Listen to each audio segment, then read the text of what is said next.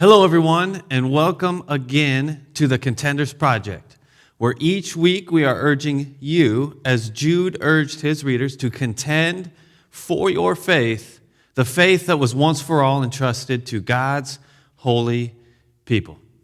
We are starting a new 3-week Christmas-themed series today that we are calling Christmas Isn't Canceled, where we will discuss the challenges, the frustrations that come in seasons of waiting.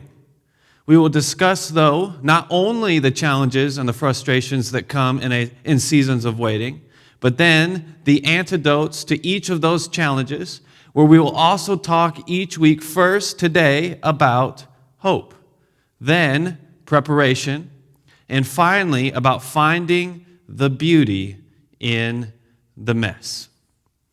Christmas, for many, looks a lot different this year. Many families will not be together, and if they are together, it will look a lot different than in years past. Many are not traveling. Many have been affected financially over the last several months and are unable to make ends meet as in years past. Many are grieving. Many have missed church. Many have missed out maybe on opportunities that they thought they would never miss. And many are experiencing loneliness, heartache, and pain. And most of us are just trying to do our best to make the most of an undesirable situation. You may be experiencing some or all of those circumstances and frustrations. But our current world's circumstances, or our circumstances that we are experiencing personally, can or ever will cancel Christmas. As a matter of fact, not only can Christmas not be canceled, but Christmas and what Christmas is all about actually serves as the perfect reminder that through difficult seasons and seasons of waiting, we can still experience the blessings of God and see progress in our relationship with Him. Because regardless of how COVID or other circumstances in the world around us have directly or indirectly impacted you or your family and loved ones, we are all experiencing this from some level of anticipation. We're all experiencing this from some level of waiting and waiting for it to subside. Waiting for this to be over. Waiting for things to go back to normal. Waiting to not have to wear a mask. Waiting for work to go back to the way that it was. Waiting for our kids' school to return to the way that it was. Waiting for it not to be the main headlining story of every news program or news outlet. Waiting for social functions to return without restrictions. Waiting until we can return to gatherings we so desperately need and enjoyed. Church, family gatherings, and holidays. Waiting until fun events like concerts, fairs, and festivals are held without social distancing, masks, and the like. We are all, in a sense, in a season of waiting in one way or another.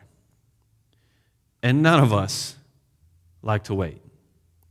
In fact, we often do everything we can to avoid waiting. But in spite of even our best efforts at efficiency, much of our time is spent waiting.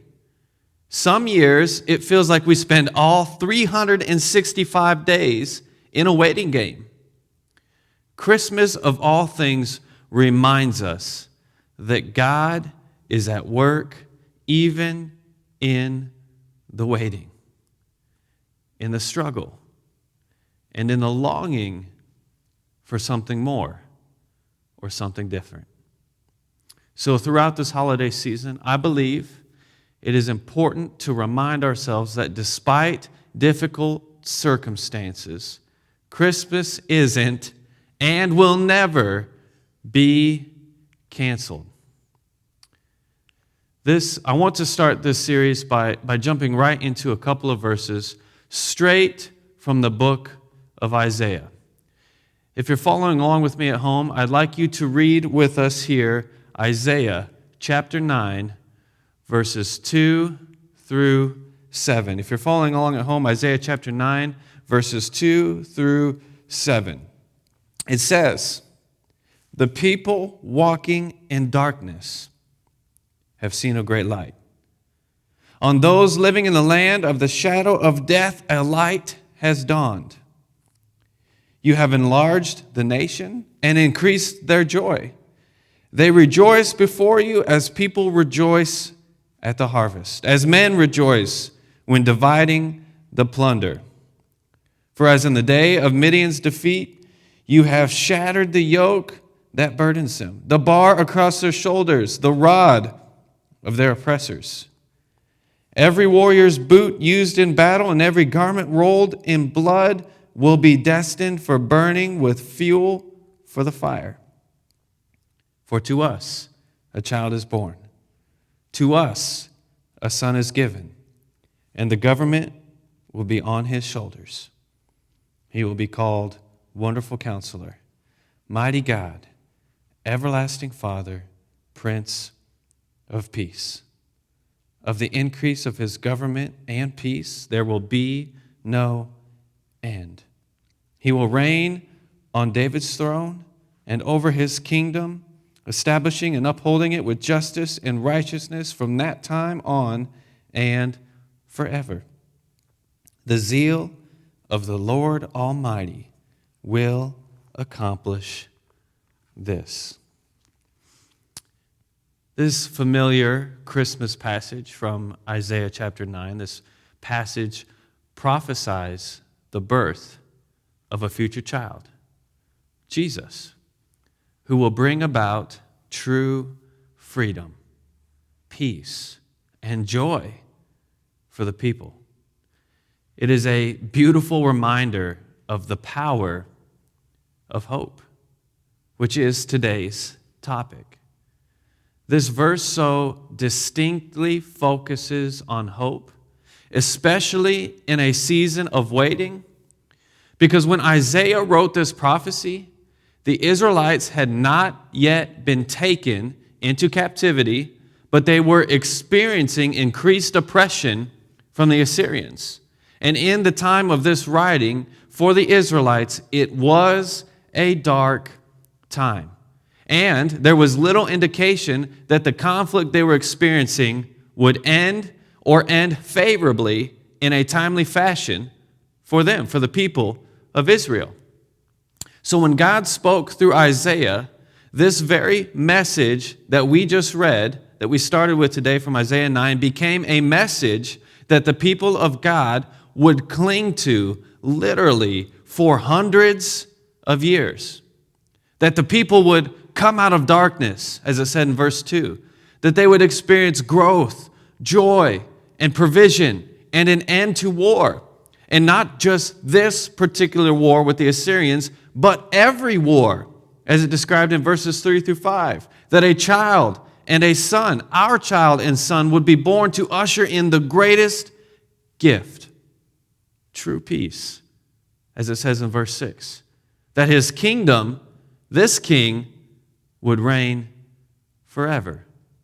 From verse 7, the hope for the people of God could be found in and fulfilled by only one person, Jesus, the Messiah, the baby, the Son of God. What is most notable, obviously, along with the content from the verses that we started with in Isaiah chapter 9, especially about this prophecy, is that Isaiah, when writing it, expresses this prophecy in real time. Many prophetic perfects, as they are called throughout Scripture, assure the certainty of the things predicted. When writing in the Hebrew language, a writer sometimes described as past what was really in the future, prophetic perfects. They would use this type of verb tense to emphasize that what was future was as sure to happen as if it had already happened. This revelation that we see in Isaiah is one of such revelations about the future that Isaiah said was so sure that he wrote it in the past because it came from God, that they could trust it, that they could rely upon it, which shows us that in today's bottom line, that the people of God, they then knew that what Isaiah was saying was not just some sort of pep talk to help them stave off despair over their current circumstances, that they could trust that this was a promise of God and that in their waiting for their future reality, in their present, they could have hope.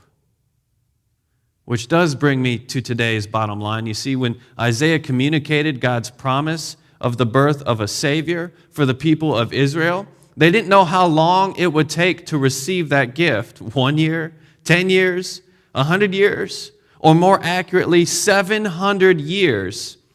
But in their waiting, their hope endured. Today's bottom line is that as believers, like Israel, who received the same message, we can be confident that in due time, what God does will not disappoint. We can have hope like Israel and be confident like Israel that in due time, in God's time, what God does will not disappoint, which in turn gives us hope for the waiting, hope for the moment, hope for the hardships, and hope in the midst of all of our challenges and frustrations. That God has a plan, that God has a purpose in the midst of our waiting, and that in due time, what God does will not disappoint. When we were kids, it seemed like it would take forever to get to Christmas morning. Surely the creation of paper chains and chocolate-filled advent calendars was inspired by parents who were tired of hearing their child ask how many more days until Christmas. Some kids have little concept of time, and for the youngest and most enthusiastic, as like my child, a day feels like an especially long time, and a week can feel like an eternity. The promise for a child of a special toy on Christmas morning compels kids to keep hoping, to keep waiting, to keep trying to be on their best behavior, and keep watching that calendar until the day that they have looked forward to arrives. As grown-ups, we can embrace this unabashed hopefulness, not as we wait for Christmas morning or the end of our struggles from this past year, but as we use these things to remind us of the hope that we have, and as we wait for Jesus to return. The people of Israel needed an advent calendar with 700 years worth of windows and lots of chocolate. That's how long they waited for the birth of the prophesied child. And then he wasn't even what they had expected or thought that they wanted. The gift that was wrapped in swaddling clothes was not the child they'd expected, but it was the child they needed.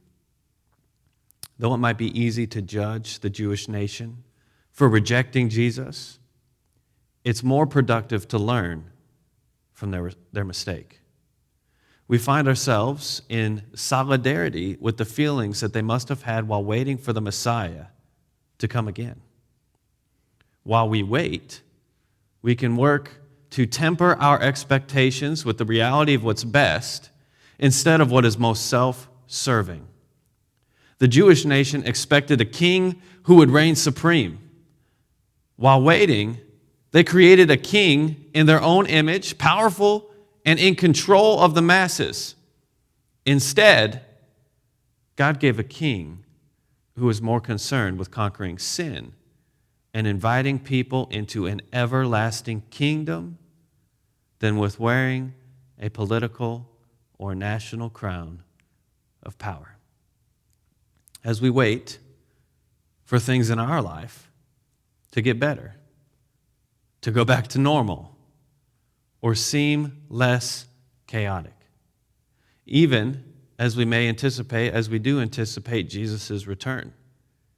Instead of only longing for these days to end, we can actively pursue helping others experience the freedom, the joy, and the peace that Isaiah prophesied about. As any adult knows, the joy of being a child on Christmas morning is only surpassed by the joy of giving a child the gift that you picked out for them. God has already given us the ultimate gift. So until we see Jesus again, our privilege of hope is that hope is a gift that needs to be shared. So, as we are reminded today that Christmas cannot be canceled because the hope and the promise of Jesus is not and will never be canceled. The reminder Christmas brings that our hope in God never disappoints. That cannot be canceled. And our ability and call to share that hope with others cannot be canceled. And the hope that we have for a better future cannot be canceled. So then, choose today, this season, to find ways and opportunities to find God's hope, to trust in God's hope, and to share this hope with others. So as you now discuss in your groups the questions and the prompts that have been provided, I encourage you to not only remind yourself, but to encourage one another of the hope that we have, the hope that gets us through the waiting. I want to thank you all for joining us, and we'll see you next week for the next Contenders Project.